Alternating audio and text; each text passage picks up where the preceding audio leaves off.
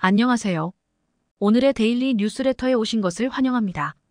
18세기 중반 영국은 해가 지지 않는 대영 제국이라는 이름에 걸맞게 전 세계 도처에 식민지를 두고 있었는데 지금은 세계 최강국인 미국도 영국의 식민 지배를 받았죠. 영국은 자기 나라에서 건너간 청교도들의 자유를 제한하고 무거운 세금을 징수하면서 그들을 괴롭혔습니다. 1755년 마침내 전쟁이 발발했죠.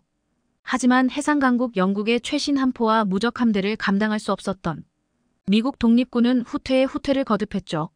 미국이 후퇴에 후퇴를 거듭할 때 데이비드 부시널 1742-1824이라는 젊은이는 해안을 점령하고 포대를 구축한 영국 함대를 바라보며 깊은 고민에 빠졌습니다.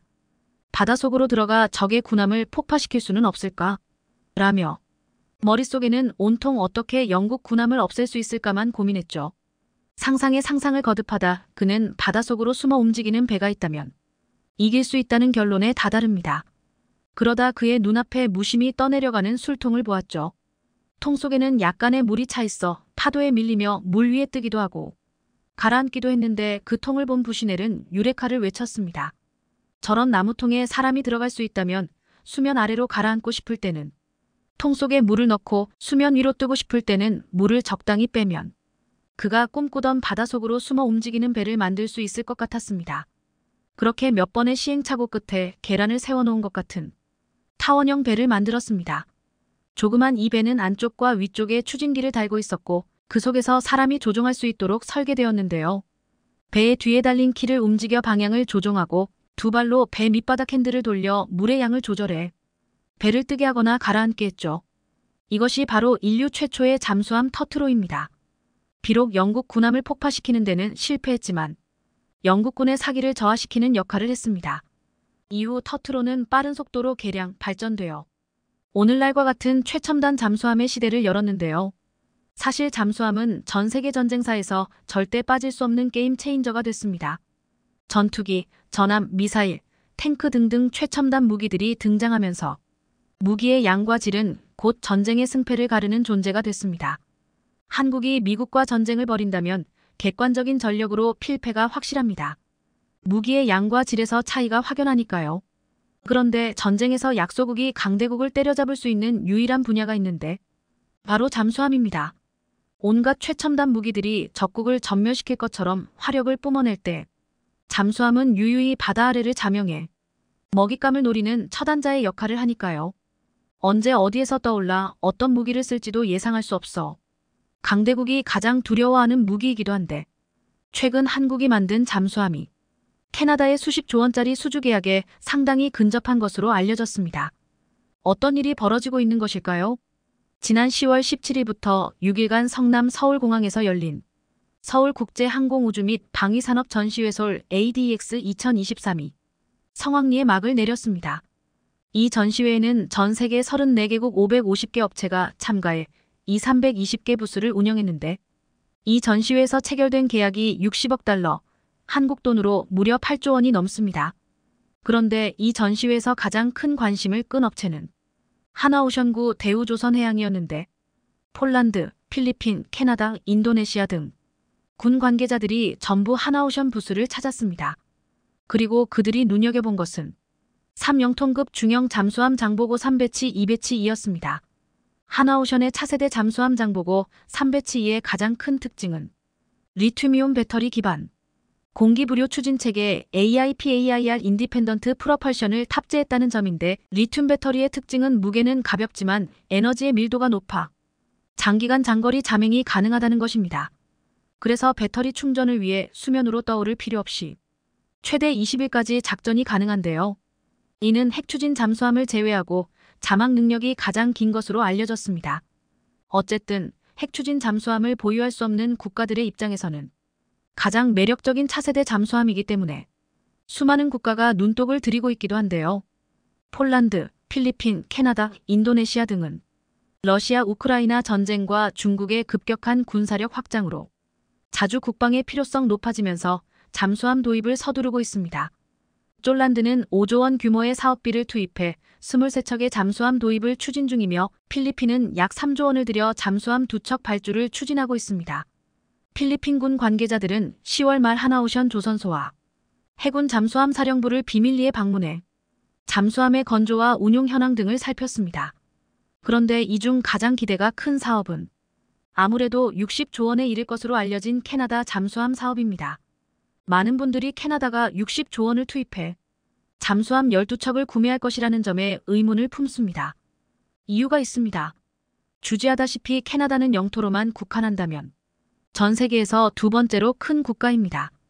영토가 거대한 만큼 해안선의 길이도 상당한데 무려 20만 km에 달한다고 하죠. 그리고 이 해안선이 캐나다에게는 쥐약입니다. 북극해를 두고 동쪽으로 러시아가, 서쪽으로 중국이 핵잠수함으로 위협하고 있으니까요. 캐나다에 잠수함이 없는 것은 아닙니다. 빅토리아급이라 불리는 잠수함이 있기는 한데 2000년 영국 해군으로부터 구매한 함령 40년 노후 잠수함이라는 것이 함정. 벌써 퇴역해도 이상하지 않을 이 잠수함을 제대로 운용하지도 못하고 대부분의 시간을 도크에서 수리하는 데 소모하고 있으며 유지보수에 벌써 2조 원을 썼다고 하죠. 심지어는 작전 중 대서양 한복판에서 불이 나기도 했으니 차라리 없는 이만 못한 상황입니다. 왜 캐나다는 선진국이라는 명성에 걸맞지 않게 이렇게 망가졌을까요? 미국 때문입니다. 아니, 미국을 너무 믿었던 탓에 캐나다 안보는 흔적만 남겼기 때문인데요.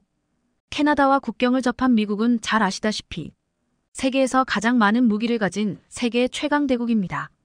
당연히 전 세계 그 어떤 국가도 미국을 선제 공격하거나 공습할 엄두를 내지 못할 것이고 캐나다도 함부로 공격할 수 없습니다. 왜냐면 캐나다 공격하려다 실수로 미국의 미사일 한 방이라도 떨어지는 순간 지구에서 사라져버릴 테니까요. 그래서 캐나다는 냉전 후 해상 주권을 아예 미국에 넘겨줬기 때문에 태평양 방어는 미 해군 제3함대가, 대서양 방어는 미 해군 제2함대가 담당합니다. 그러다 문제가 터집니다. 오바마 전 대통령 시절 미국은 러시아와 중국의 부상에 대비해 군비를 확장할 필요가 있었으나 심각한 재정위기로 인해 시퀘스터, 즉 미국 연방정부의 자동 예산 삭감이 발동된 겁니다. 그중 국방비가 무려 50조 원이 삭감됐죠. 당연히 미국 안보에 공백이 생기게 됐고 이에 트럼프 전 대통령은 후보 시절부터 캐나다의 안보 무임승차를 비판했고 결국 대통령에 당선됐죠. 트럼프가 당선된 직후부터 캐나다에서 우선 해안이라도 지키자며 3영통급 이상의 신형 재래식 잠수함 도입 주장이 제기된 겁니다. 그러다 2021년 육군 사성 장군 에어 대장이 국방참모총장에 취임하며 급물살을 타기 시작해 이제 두 국가 정도로 압축됐습니다. 한국과 일본입니다. 위 ADX 2023에서 캐나다가 하나오션 부스를 찾았던 것도 이 때문입니다. 그리고 이미 5월 10일 캐나다 연방조달청과 군 당국자들은 캐나다 총리 방한에 앞서 하나오션 옥포 조선소 해군 잠수함 사령부를 찾아 잠수함 제조 수리 현장을 둘러보고 돌아갔죠.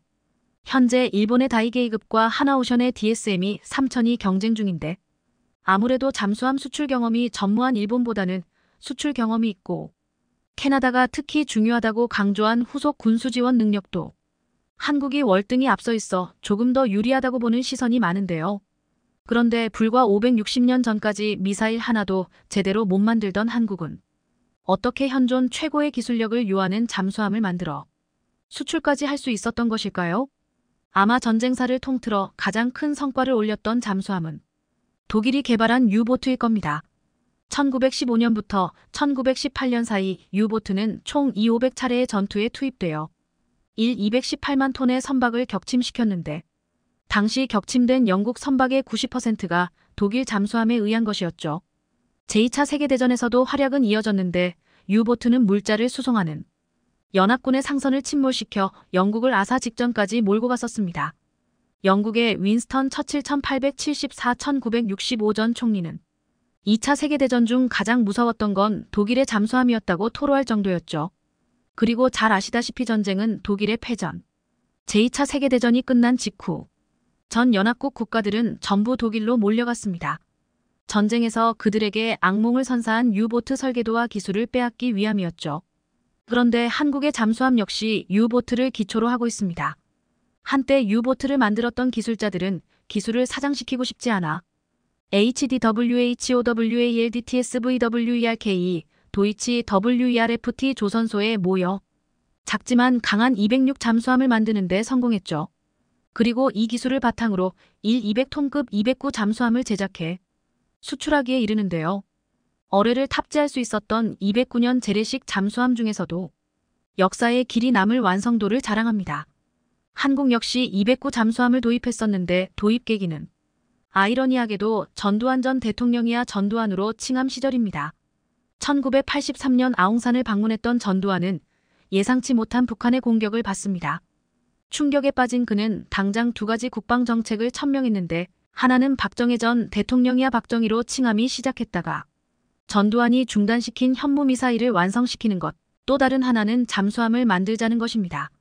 어느 국가든지 수출을 목적으로 하지 않는 이상 무기 개발은 극비사항을 취급하기 마련인데 한국이 1983년에 독자 개발한 150톤급 돌고래 잠수함 역시 극비리에 개발됐습니다. 이 사실은 현재까지도 공식적으로 공개된 적이 없기도 합니다. 그러나 150톤급 소형 잠수함으로는 작전에 한계가 있어 결국 독일과 비밀리에 209 잠수함 도입 협상을 진행하는데 이 사실이 미국 귀에 흘러들어갑니다. 이에 쿠데타로 정권을 잡은 자신을 인정해준 미국의 심기를 거스를 필요는 없다 생각해 잠시 중단했다가 1987년 임기 말 다시 추진해 1987년 HDW로부터 209 잠수함 세척을 도입하게 됩니다. 그리고 마침내 1992년 HDW를 출발한 첫 잠수함이 한국에 도착했는데 이것이 한국의 잠수함 1번함이고 해상왕 장보고의 이름을 따 장보고함으로 명명했습니다. 1번함은 독일에서 2번, 3번함은 옥포대우조선소에서 건조됐고 이후 이 기술들을 바탕으로 한국이 독자 개발한 잠수함들도 전부 장보고로 시작하는 겁니다. 한국 기술로 독자 설계 및 개발한 잠수함 중 한국의 잠수함 기술을 세계에 널리 알린 것은 단연 도산 안창호함 장보고3 배치 1입니다. 2021년 8월 취역하면서 미국, 영국, 프랑스, 일본, 인도, 러시아, 중국에 이어 세계 8번째로 3영톤급 이상 잠수함을 독자 개발한 나라가 됐죠. 소형부터 중형까지 독자 설계 건조 수출이 가능한 국가로 발돋움했을 뿐 아니라 무장체계까지 전부 국산화를 이뤄냈는데요. 경어뢰, 대형어뢰, 잠대함 및 잠대지 순항미사일, 수직 발사 시스템까지 전 세계적으로도 이를 성공한 나라는 고작 3개에 불과합니다.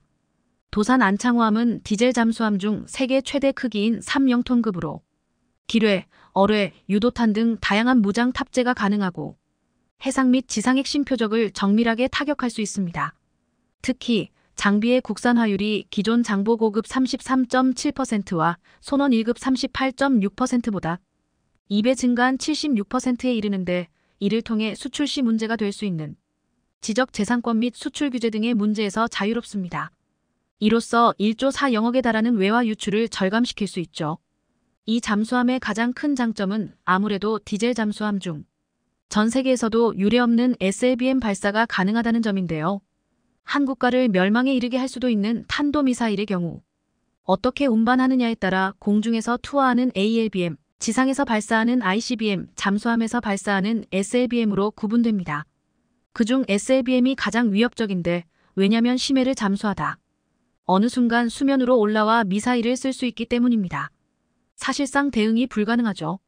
적국 입장에서는 SLBM의 존재 자체로 굉장히 껄끄럽고 불안하기 마련인데 도산 안창호함은 SLBM 발사대를 6대나 갖추고 있죠.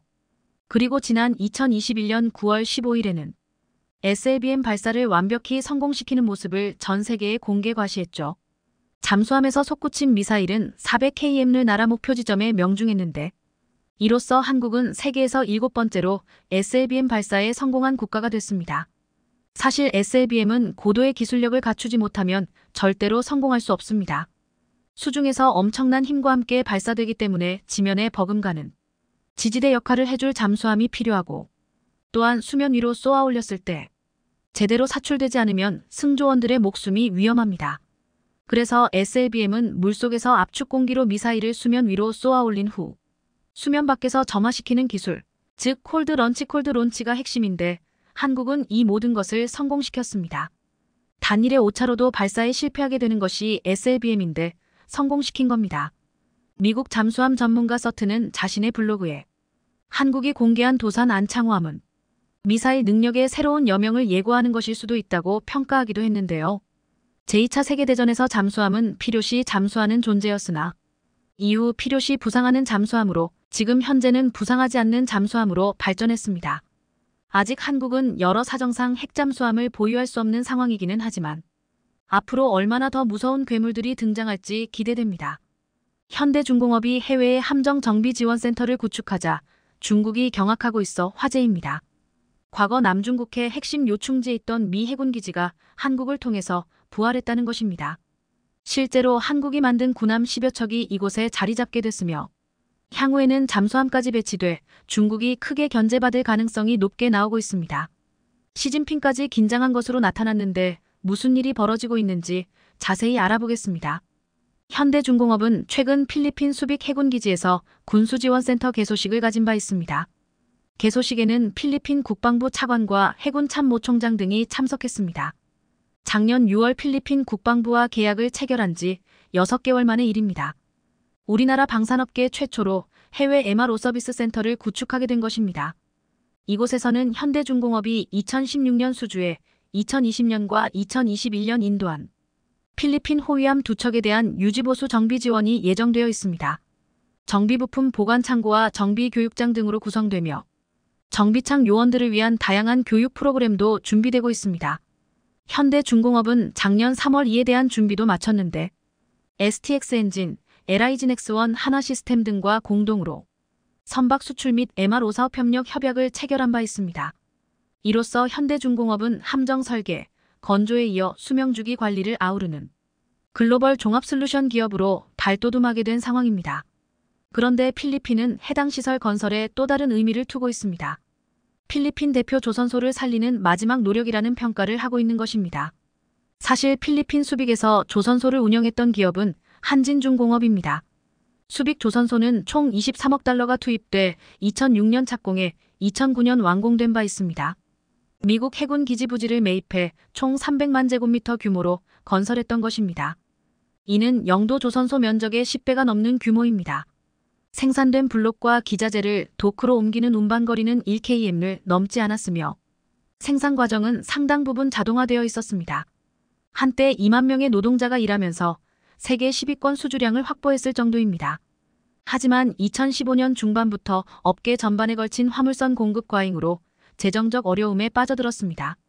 필리핀 은행으로부터의 4억 달러 대출을 포함해 13억 달러에 달하는 채무를 상환하지 못했던 상황입니다. 새로운 일거리를 찾기 위해 고군분투했지만 2018년 12월 무려 7천여 명의 노동자를 해고한 후 다음 달 법정 관리를 받아야 했습니다. 파산 직전까지 120척 이상의 선박을 인도했지만 결국 무너졌죠. 주인을 잃은 수빅 조선소에 눈독을 들였던 곳은 중국입니다. 중국 업체들이 인수에 참여하면서 미국과의 갈등을 촉발시켰던 것입니다. 이런 상황에 미국 서버러스가 인수에 참여했고 작년 상반기 매각이 성사됐죠. 한진은 보유했던 300헥타르에 대한 50년 임대를 서버러스 관계사로 이전했습니다. 수년간의 협상 끝에 필리핀 정부는 기존 조선소 시설을 투기 구역으로 나누기로 결정했고 북부 야드는 필리핀 국방부의 해군 기지의 노비로 전환된 상황입니다. 작년 5월 문을 연 이 시설은 현재 필리핀 해군함대에 본항이 됐습니다. 300헥타르 부지 중 100헥타르에 걸쳐 해군 기지가 완성된 것입니다. 필리핀 국방부는 그곳 중 일부를 현대중공업에 제공해 정비 보충 등을 지원받기로 했습니다. 한국 업체가 운영하던 시설이니 한국산 군함과 지원 시설을 두는 것이 최적이라 판단했다는 분석입니다.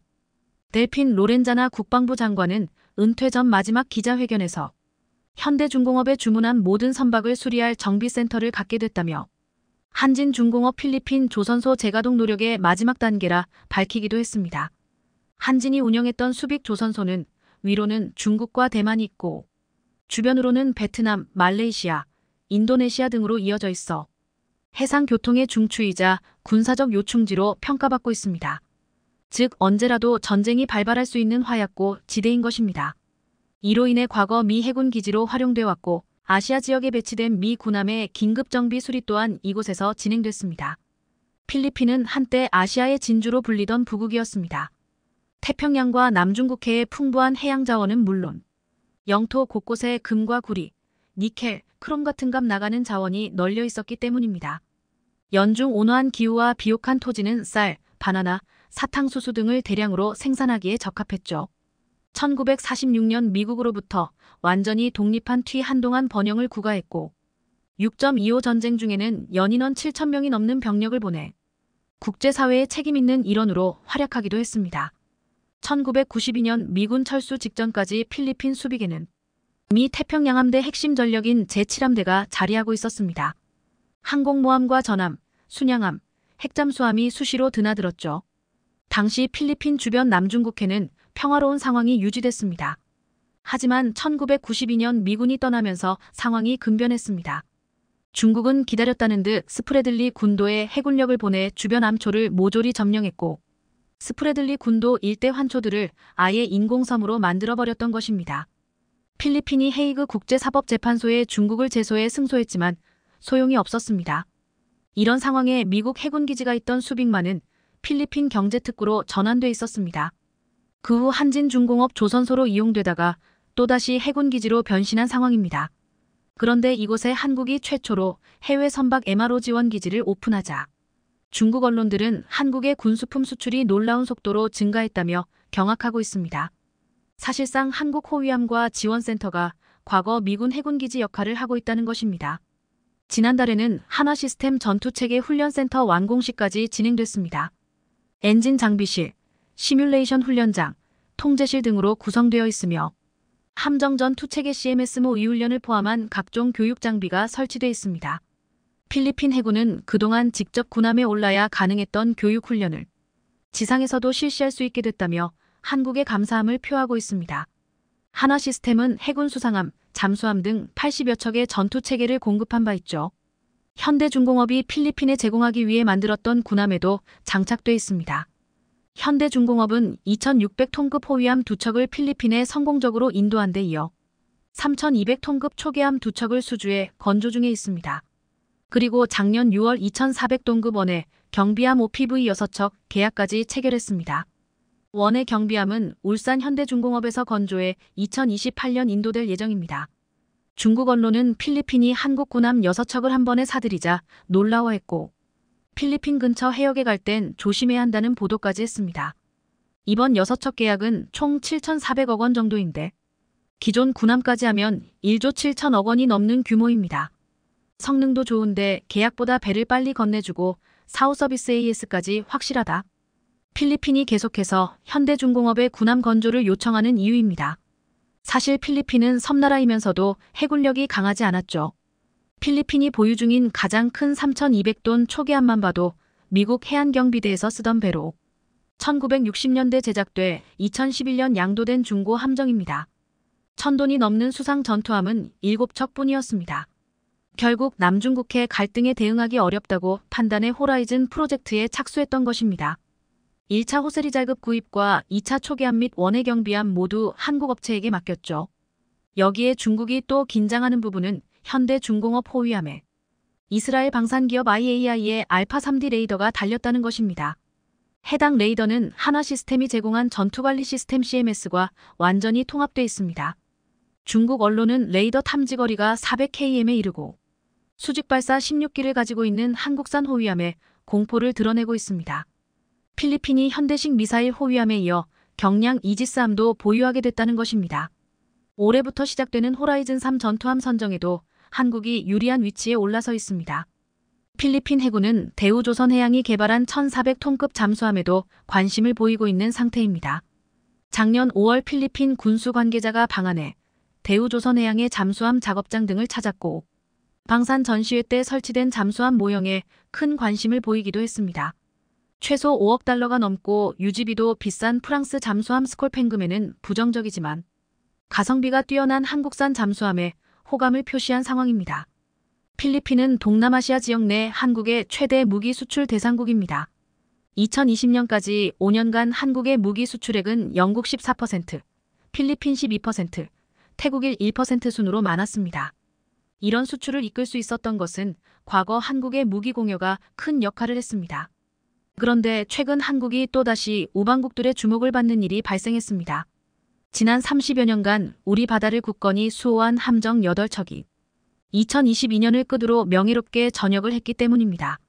전남함, 제주함, 속초함, 영주함, 그리고 참수리 고속정 등입니다. 전남함 1500동급과 제주함은 1989년 취역 후 활약을 해왔습니다. 전남함은 1999년 제1연평해전과 2009년 대청해전에 참전하기도 했습니다. 특히 영주함은 제1연평해전에서 북한 어뢰정 한 척을 침몰시켰고 이를 기념하기 위해 적함 격침 킬마크가 함교에 새겨져 있습니다. 이들의 빈자리는 인천급이 1500톤과 대구급이 1800톤 등 호위함이 채우고 있습니다. 참수리 고속정의 빈자리에도 강력한 전투력을 갖춘 유도탄 고속함 450동급과 신형 고속정이 임무를 수행하고 있습니다. 즉 구형 군함 퇴역 후 이를 우호국에 제공하더라도 문제가 없는 상황입니다. 필리핀 해군은 포항급 호위함 2척을 추가로 공여받기를 희망하고 있습니다. 이에 중국은 콜라도 야팜에 대한 역사까지 꺼내며 두려움을 표시해왔습니다.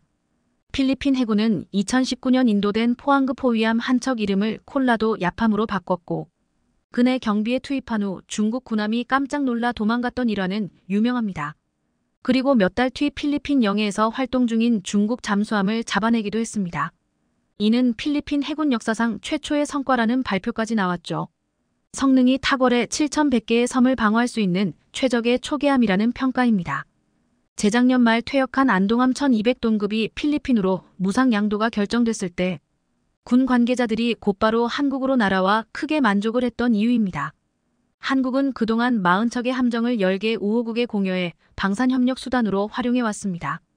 포항급 초계함은 총 24척이 건조돼 현재 10여 척이 운용되고 있는 상태인데 퇴역 함정은 순차적으로 우호국에 제공되고 있습니다. 한국은 우호국과의 협력을 통해 굳건한 방위력을 유지해가길 바랍니다. 이번 공개된 사천 에어쇼 2022에서 KF-21 기술자와 인터뷰 진행한 음악님과 KF-21 관련 인터뷰 내용에 대해서 분석하면서 놀라운 사실을 발견했습니다. 현재 우리 KF-21에 답제된 F414 엔진이 KF-21용으로 커스터마이징 및 성능 개량되었다는 정황이 포착되었습니다. 오늘은 KF-21 기술자와 인터뷰를 통해 KF-21에 대한 비밀들을 풀어가보는 시간을 가져볼까 합니다. 음악님께서 인터뷰를 진행하면서 일반인이라 녹취가 물가함으로 일부 착오가 있을 수 있으며 함께 분석한 내용은 인터뷰의 내용을 기반으로 일부 분석을 통한 추정한 것임을 밝힙니다. KF-21 보람에는 조종하기 쉬우면서 성능이 우수한 전투기입니다. 지상 활주된 전고가 높고 육중에 큰 비행기를 모는 느낌이 들고 상공에선 FA-50 경전투기와 비행 특성이 유사합니다. 능송만 초종사라면 KF-21 적응이 이렵지 않을 것으로 보입니다. 라고 KF-21 시험비행에 5차례 참여한 진태범 KAI 비행시험담 수석 조종사는 첫 한국산 전루기에 대해 이간히 평가했습니다. 이번 사천 에어쇼에서 공개된 3호기는 최송으로 일반 파일럿용 개발 기체가 전시되어 있습니다. 1, 2호기 담당은 테스트 조종사 중에서도 에이스 오브 에이스들이 담당하고 있습니다. 그만큼 세심한 조종이 가능하도록 전투기 세팅을 해놓았다고 합니다. 1, 2호기를 운용하면서 쌍인 데이터를 기반으로 3호기 이후 기체들의 전투기를 운용할 수 있도록 소프트웨어 최적화를 진행하게 됩니다. 이러한 과정은 전투기 운용에 있어 굉장히 중요한 부분입니다. F-15K가 처음 도입되었을 때 추락사고가 발생했는데 이는 미국 조종사 기준으로 전투기 세팅되어 있었고 이를 우리 조종사들이 운용하다가 지기동시 정신을 잃어 발생한 사건이 있습니다. 이 사건 이후 신규 전투기 초기 도입 시 베테랑 조종사들을 배치하는 것이 분문율이 되었다고 합니다. 그래서 3호기 이후 적용될 전투기 프로그램 세팅은 중요한 작업 중 하나입니다. KF-21 시제기 3호기는 무기를 발사한 흔적이 있고 특히 기관포 부분에 나타났습니다. 이에 대해 질문에 KF-21 개발자는 3호기에서 다양한 무기들 테스트하고 있다고 밝혔습니다.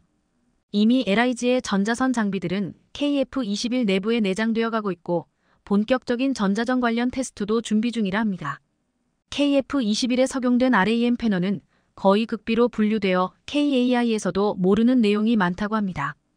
음악님께서 나노답 분야를 박사과정 진공했기 때문에 KF-21 RAM 패널에 적용된 그래핀에 나노닷을 적용하는 것을 보고 놀랐다고 합니다.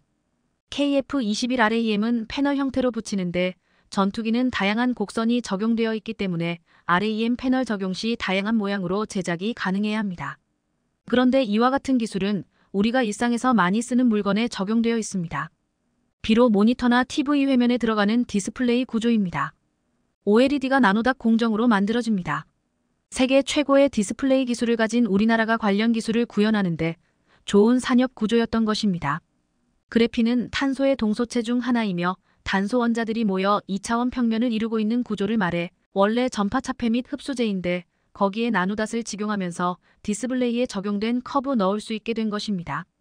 여기에 그래핀을 도포하면 그게 투명 전극 역할을 하게 되고 유리를 곡면 만들고 거기에 그래핀 페이스트를 바르고 나노닷 만들면 바로 OLED가 되는 것입니다. 이 기술을 적용하여 RAM 패널에 직용했을 것으로 보입니다. 이 나노닷 기술과 그래핀 기술을 응용해 최신 대형 여객기의 조종석에도 일부 적용하고 있다고 합니다. 향후 캐노피에 적용한다면 전투기에 각종 정보를 캐노피에서 바로 뿌려 전투기 운용할 수 있다면 더욱 효율적일 것입니다. 이와 관련된 연구는 LIG 쪽에서 전술고글이나 아이언비전 고글을 개발 중입니다.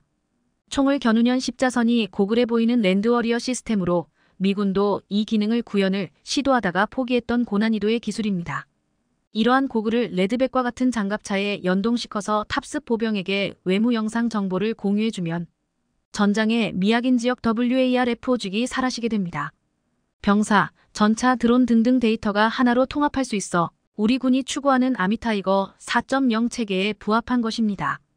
KF-21에 사용되는 F414 엔진은 기존 슈퍼호넷에 사용되는 F414 엔진과 비교해서 노즐 부분에서 다른 점이 보입니다. KF-21은 매끄럽게 이어져 있고 슈퍼호넷은 덮고 있는 느낌으로 KF-21에 비해 짧아 보입니다.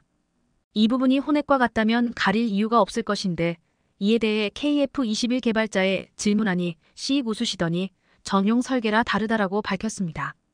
타일 모양은 방열 타일 같은데 그것과 노즐끼리 제외하고는 아무것도 보이지 않으니 이에 대해 궁금증이 커졌습니다. 슈퍼호넷 대비에노 인테이크부터 노즐 길이가 길어 보이는데 엔진 제작 시 인테이크부터 블레이드 길이는 다르게 못 만듭니다.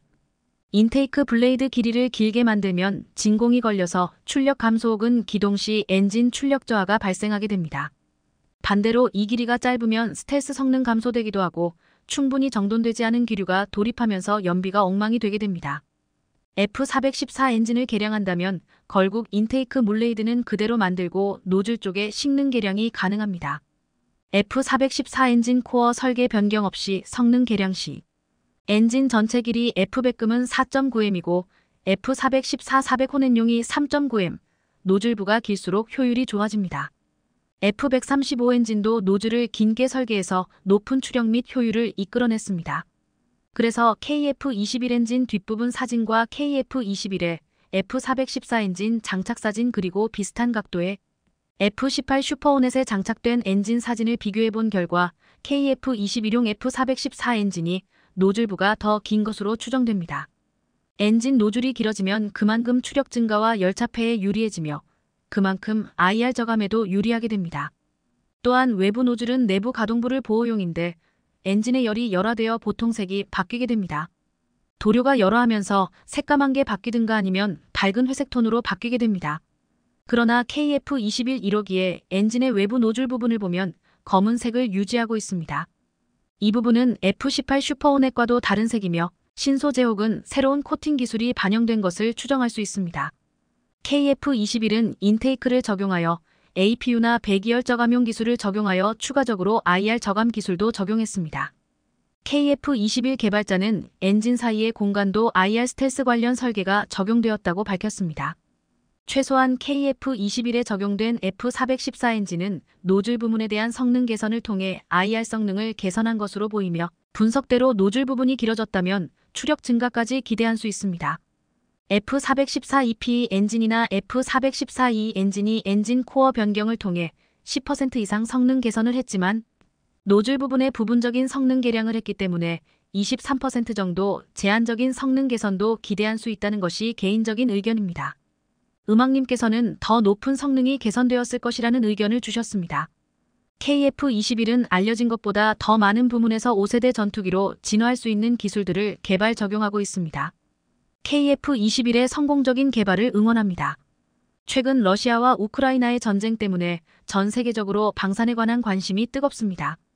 특히 전투기도 무시할 수 없는 가장 중요한 무기 중 하나로 여러 나라에서 뛰어난 성능을 내세워 경쟁하고 있으며 차세대 전투기 개발 붐이 일어날 정도로 개발에 박차를 가하고 있습니다. 영국, 이탈리아, 스웨덴은 차세대 전투기 공동개발 사업인 템페스트를 추진하고 있었습니다. 하지만 최근 일본이 공동개발에 참여하면서 스웨덴이 사업 탈퇴를 선언해 세간의 이목을 끌었습니다. 그러한 상황 속에서 영국은 일본의 전투기 기술에 대해 의구심을 품고 있는 동시에 한국 전투기에 큰 관심을 드러내고 있다고 하는데요. 오늘은 영국이 자국 전투기 개발보다 KF-21에 더 진심을 보이는 이유에 대해 알아보겠습니다. 영국은 공동개발국인 이탈리아, 스웨덴과 함께 6세대 전투기 개발을 위해 힘쓰고 있습니다. 그런데 최근 영국은 일본과의 계약 추진시킨다고 깜짝 발표하였죠. 영국은 일본과 F-3 전투기를 공동 개발하면 서로의 부족한 부분을 보완할 수 있을 것으로 판단한 건데요. 그래서 일본의 최첨단 항공전자 장비와 레이더 기술을 도입하고 영국의 미사일 기술과 최첨단 차세대 엔진 기술을 공유하면서 전투기 개발 사업의 성공 가능성을 높이려는 것입니다. 그 과정에서 스웨덴의 사부는 사업 참여 중단을 주장하고 나섰습니다. 사부의 CEO는 언론 인터뷰에서 지지부진한 속도에 미래가 보이지 않는다고 말하여 영국이 주도하는 템페스트 사업에 대한 참여를 사실상 중단되었다고 밝힌 것이죠.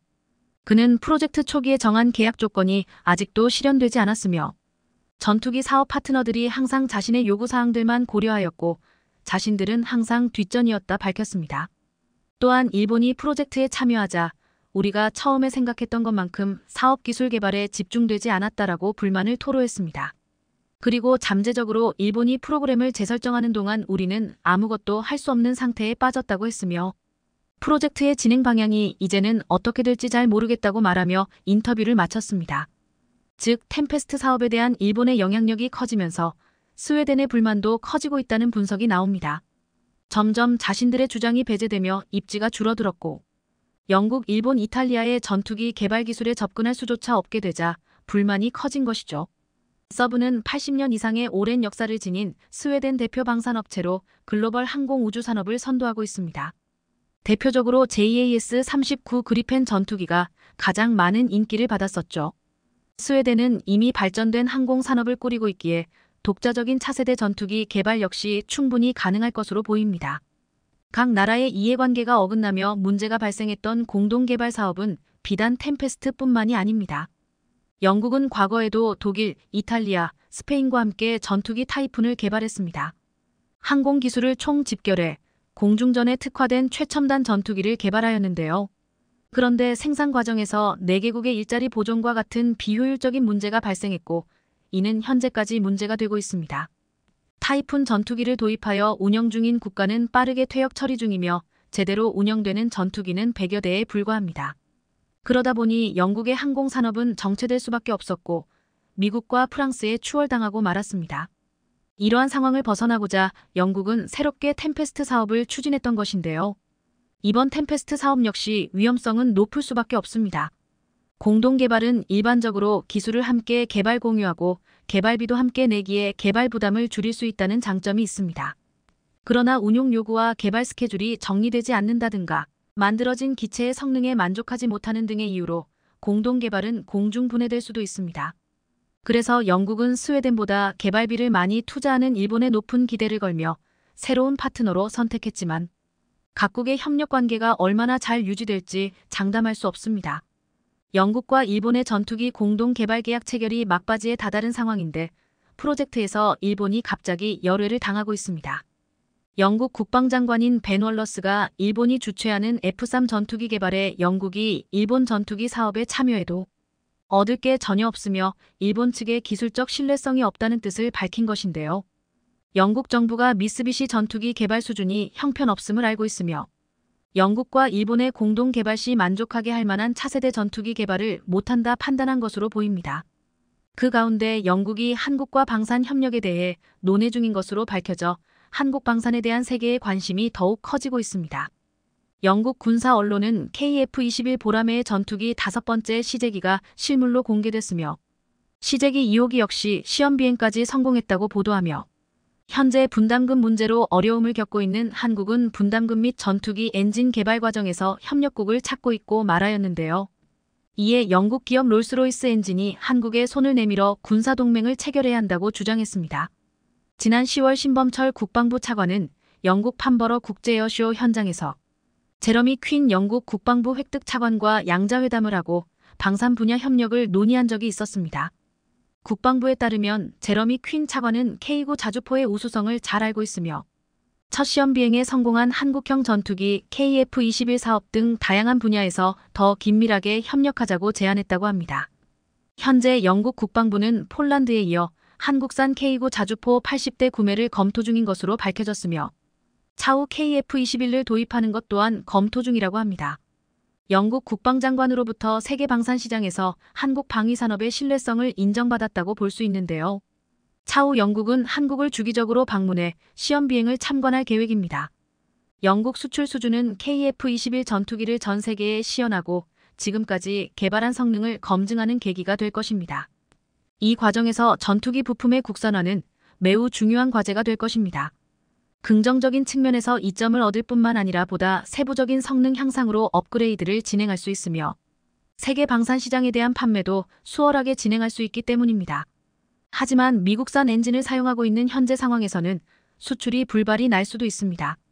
실제로 독일의 경우 아랍에미리트에 무기를 판매하려 했을 때 미국산 부품이 10% 포함되었다는 사유로 미국이 일방적으로 모든 계약을 해지한 전례가 있습니다. 방위사업청장이 밝힌 내용으로 미뤄봤을 때 우리나라의 전투기 엔진 자체 개발은 2026년에 성공할 가능성이 매우 큰 것으로 알려졌습니다. 하지만 무기 관련 사항은 극비이기에 모든 사항이 비밀리에 진행될 수밖에 없습니다. 국민의 알 권리를 위해 가능한 선에서 자체 개발의 필요성을 언급하는 식으로 최소한의 정보를 제공한 것이 아니냐는 의견이 간혹 나오기도 하고 있죠. 과거 한국은 자체 개발 전투기가 없는 약소국이었기에 무기 판매국인 미국에 엄청난 갑질을 당해왔습니다.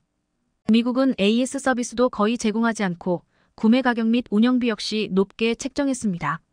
2019년 3월 우리나라는 미국으로부터 대당 1천억 원을 들여 F-35R을 도입했습니다. 미국은 보안 절차라며 전투기 실물도 보여주지 않았고 자신들의 전력이 노출된다며 여러 가지 까다로운 보안을 요구했습니다. 하지만 약자 입장인 우리는 어쩔 수 없이 받아들일 수밖에 없었죠. 그러나 현재는 상황이 완전히 달라졌습니다. 우리 자체적으로 전투기를 개발하면서 약자의 입장에서 벗어날 수 있게 된 것이죠. 여전히 KF-21 시제기에 미국산 엔진이 사용됐다는 한계점은 있습니다만 이제 미국이 한국을 대하는 태도는 달라졌습니다. 과거의 상황이었다면 높은 엔진 비용을 요구하며 바가지를 씌우려 했겠지만 이전과는 달라진 태도를 보이고 있죠. 높은 엔진 비용을 요구하며 바가지를 씌우려 했겠지만 이전과는 달라전. 이제 한국 전투기에 대한 전 세계의 높은 관심 속에서 항공 분야 세계 강국으로 도약할 또 다른 기회가 주어졌습니다. 값비싼 미국의 전투기를 구매하려던 국가들은 한국 전투기 KF-21에 주목하고 있습니다. 미국의 4세대 전투기들은 꽤 오래돼 기술적 한계를 가지고 있지만 한국의 KF-21은 이제 막 시험 비행에 성공한 최신 전투기로 각종 첨단 기술이 더 많이 들어가 있기 때문이죠. 우리 대한민국의 첨단 제조업 기술력은 앞으로 발전해 나아갈 것입니다.